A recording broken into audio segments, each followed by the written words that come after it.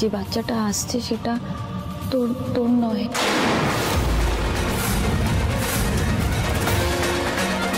কি? আমি যে 3 মাস আগে কনসিভ করেছি সেটা আমি জানতাম না পিকু। আর এই বাচ্চাটা তোর নয়, এটা রিয়াংশের।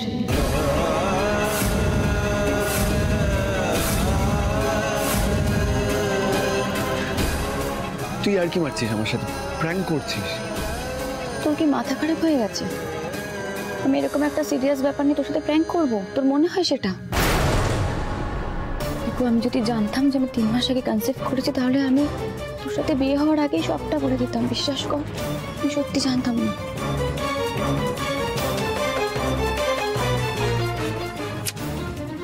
রোশনি, তুই না বড্ড বোকা। তুই এই কথাটার জন্য টেনশন করছিলিস, তাই আমার কাছে লুকাচ্ছিলি। আরে তুই কি ভাবলি আমি যদি জানতে পারি বাচ্চাটা আমাদের না, আমি অ্যাকসেপ্ট করব না? বাচ্চাটা রিয়াংশের না আমার, আমি জানতেও চাই না। যেটা ইম্পর্টেন্ট, যেটা আমার কাছে ম্যাটার করে, সেটা হচ্ছে এই বাচ্চাটা আমাদের। পিকু, তুই মন থেকে বলছিস? একদম। যে আসছে সে শুধু আমাদের, বুঝলি?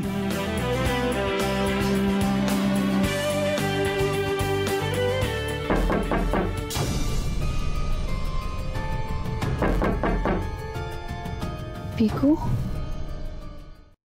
রোশনি, আমি এতক্ষণ স্বপ্ন দেখছিলাম। এই রোশনি। হ্যাঁ, আসছি। দরজা খোল। দা ভাই আয়। কি ব্যাপার, ঘুমিয়ে পড়েছিল নাকি? হ্যাঁ হ্যাঁ। ঠিক আছে, পিকু এসছি, চ। পিকু? হ্যাঁ, ওর তো কালকে আসার কথা। হ্যাঁ কাল আসার কথা ছিল, কিন্তু খবরটা পাওয়ার পর ফ্লাইটের টিকিট ক্যান্সেল করে আজকে ফ্লাইট করে চলে এসেছি। রোশনি, এটা নিয়ে টেনশন করে কোনো লাভ নেই। হ্যাঁ চল, পিকু ছুটি কর, পর চল, দেখা করবি, কথা বলবি, চল, কোনো অসুবিধা নেই, চল চল। জানো, যখন আমি প্রথম খবরটা পেলাম তখন থেকে আমি ভাবছি রোশনির জন্য কি গিফট নিয়ে যাব।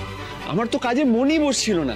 তারপর যখন শপিং করতে গেলাম না ঋষিদা, এত কিছু দেখলাম, এবার আমি বুঝতে পারছিলাম না কোনটা সিলেক্ট করব। জানো, আমি তাই কি করলাম, যা যা আমার পছন্দ হয়েছে আমি সব রোশনির জন্য নিয়ে এসেছি। সবটাই নিশ্চয়ই রোশনির ভালো লাগবে, কি তাই না? পিকু আনন্দ করে রোশনির জন্য কত কিছু কিনে এনেছে। পিকুকে কোন মুখে বলবো যে রোশনির গর্ভে ওর নয়, রিয়াংশের সন্তান বাড়ছে।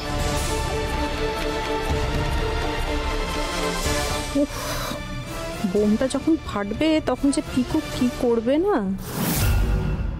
কি হলো, তোমরা এরকম চুপ করে আছো কেন বৌদি? এটা তো খুশির ইভেন্ট, মানে